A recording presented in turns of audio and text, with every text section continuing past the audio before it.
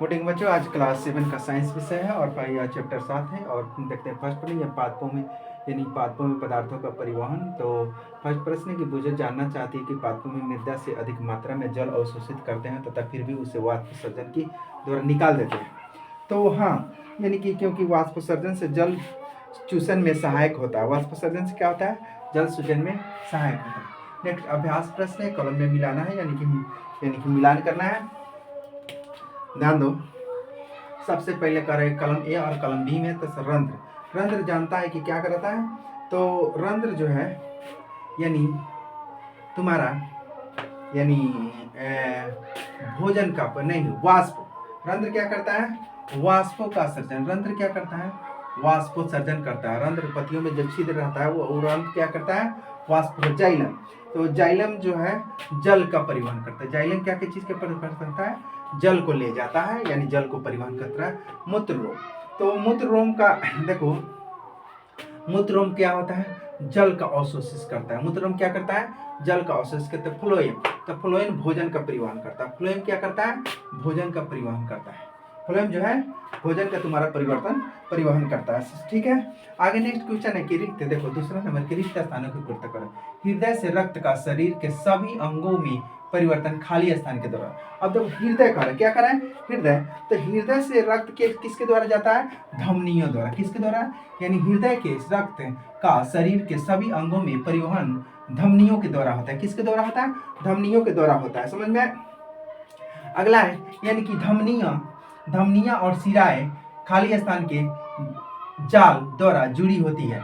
तो किसके जाल द्वारा जुड़ी होती है? यानी कि लाल रक्त के। किसके द्वारा? लाल रक्त के जाल के द्वारा जुड़ी होती है। किसके द्वारा? लाल, इसमें लाल रक्त हो जाएगा। अगर देखो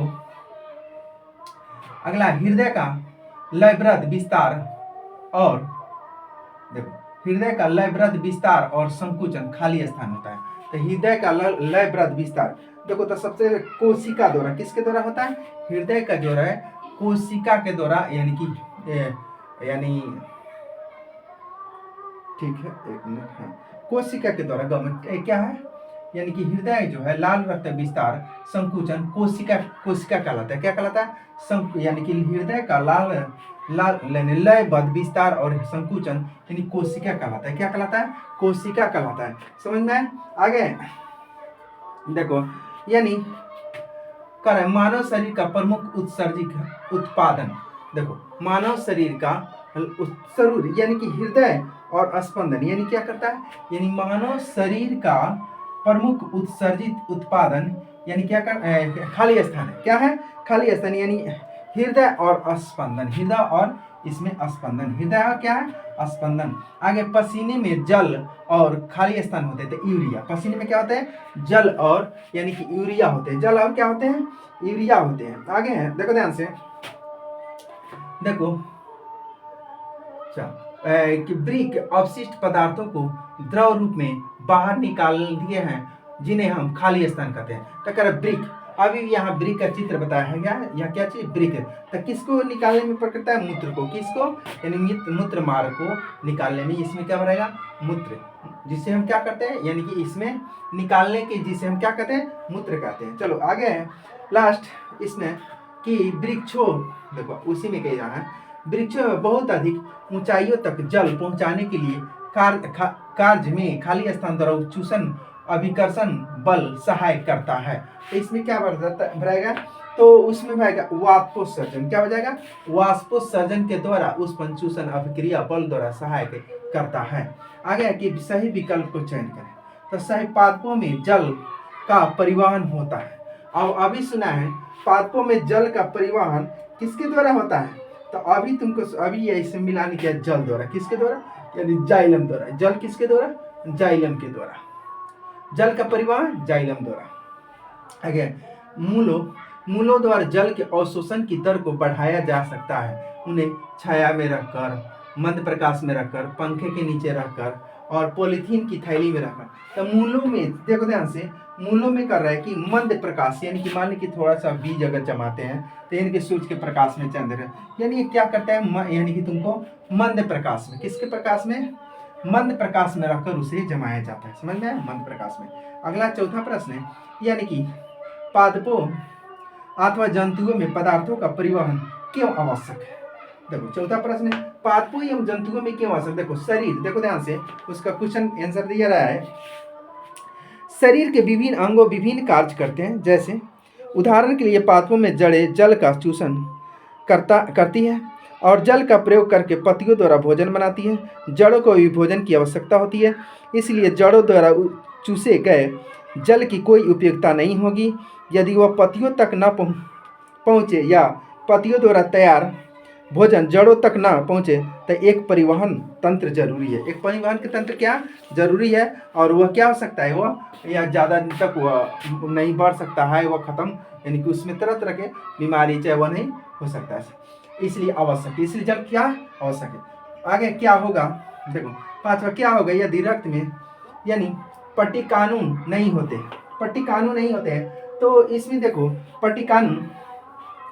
पट्टिकाणु के अभाव में रक्त का थक्का नहीं जमेगा और अतः अंग कट जाने पर उसे लगातार रक्त स्राव होता रहेगा और व्यक्ति को मृत्यु हो जाएगी। इसलिए पट्टिकानी होना जरूरी है, जिसे यानी केस के रूप में हमें यानी दर्शाते हैं। समझ में आया?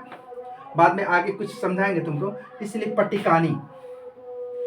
पट्टिकानी होना एकदम जरूरी है, नहीं होंगे तो खून नहीं बंद होते हैं। खून अगर कोई कट जाएगा तो वह खून लगातार बहते रहेंगे, इसलिए पट्टिकानी होना जरूरी है। अगला है रंध्र। क्या है? रंध्रों के द्वारा दो कार्य बताइए। रंध्र वहीं पत्तियों द्वारा क्या करता है, पत्ती चाहे जो भी है, पादपों को पत्तियों पर स्थित सूक्ष्म छिद्रों को रंध्र कहते हैं और इसका एक कार्य है कि वायु से ऑक्सीजन ग्रहण करता है और वाष्पोत्सर्जन द्वारा अतिरिक्त जल बाहर निकालते हैं। वायु को एक द्वारा शोषण करना और अधिक जल को बाहर निकालते हैं।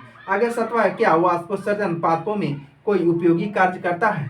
हाँ, क्या करता है कि वाष्पोत्सर्जन के कारण देखो एक चूषण अभिक्रिया विकसित होती है जो जड़ें द्वारा जल के अवशोषित में सहायक होती है। जल को क्या अवशोषित होने में सहायक करता है। अगला है कि रक्त के घटकों के नाम बताइए। तो रक्त के घटकों, तो देखो रक्त के घटक यानी लाल रक्त कोशिका, श्वेत रक्त कोशिका, पट्टिकाणु और प्लाज्मा, यानी कि खून, या तुमको बता दें यानी कि RBC यानी लाल रक्त कोशिका, WC श्वेत रक्त कोशिका और इसके तीसरा नंबर प्लाज्मा होते हैं। तीसरा नंबर क्या होता है? प्लाज्मा होते हैं। और यानी कि उसमें चौथा नंबर भी यानी तीसरा प्लाज्मा पढ़ा है पट्टिकाणु। क्या पढ़ता है? पट्टिकाणु। यानी तो यह होना, यह 4 प्रकार का होना एकदम जरूरी है रक्त में। समझ में? तो अगला है देखो यानी कि शरीर के सभी अंगों की रक्त की आवश्यकता क्यों होती है? तो शरीर को सभी अंगों की देखो पूरे शरीर में पचा हुआ भोजन और ऑक्सीजन पहुंचता है, इसलिए यह अपशिष्ट पदार्थों को दूर ले जाता है। अपशिष्ट पदार्थों को क्या करता है? दूर ले जाता है और एनर्जी इससे मिलता है। समझ में आया? आगे है देखो रक्त लाल रंग का क्यों दिखाई देता है? तो हीमोग्लोबिन के कारण, हीमोग्लोबिन के उपस्थिति के कारण रक्त लाल रंग दिखाई देता है। अगला है कि हृदय के कार्य बताइए। तो हृदय समझता है कि क्या करता है हृदय? तो हृदय रक्त एकत्र करता है और वहां से उसे शरीर के सभी भागों में यानी पहुंचा। रक्त को हृदय क्या करता है? यानी कि रक्त को एकत्रित करता है और वहां से छान कर यानी कि उसे सारे भागों में यानी कि वह जाता है। अगला है कि शरीर द्वारा अपशिष्ट पदार्थों को उत्सर्जित करता क्यों आवश्यक है? यानी शरीर जो देखो अपशिष्ट पदार्थ अगर उत्सर्जित नहीं होंगे करेंगे तो तरह तरह के हमको बीमारी हो जाएगा। मान ली कि मल मूत्र नहीं करेंगे, देखता है कि पर पैखाना अगर बंद चलता है तो आदमी बेचैन टाइप हो जाता है। इसलिए अपशिष्ट पदार्थ जो है, अपशिष्ट पदार्थ को यानी त्यागना एकदम जरूरी है। तो इसमें देखो क्या कर रहा है कि हृदय देखो तो यानी क्योंकि अपशिष्ट पदार्थ शरीर के लिए हानिकारक होते हैं। क्या कहते हैं? हानिकारक होते हैं, इसलिए उसे क्या करना यानी कि बाहर करना आवश्यक है, उत्सर्जित करना आवश्यक है। अगला क्वेश्चन है कि मानव उत्सर्जित तंत्र का चित्र बनाइए तथा उसके विभिन्न अंगों के नामांकित किए। देखो एक मानव उत्सर्जित तंत्र का यहाँ चित्र है। देखो इसमें वृक्क है और इसमें क्या करा है, यह मूत्रवाहिनी नली है और यह दोनों दो तरह से होते हैं, दोनों नली है और दोनों में क्या होता है? मूत्राशय या मूत्राशय गोलबड़ा यानी कि इसमें पेशाब जमा होता है और यह मूत्र मार्ग है और मूत्र रंध्र है। यह क्या है? मूत्र रंध्र है। इस प्रकार चित्र बनाकर तुम लोग भी बनाने की प्रैक्टिस करो और समझने की भी कोशिश करो। थैंक यू बच्चों।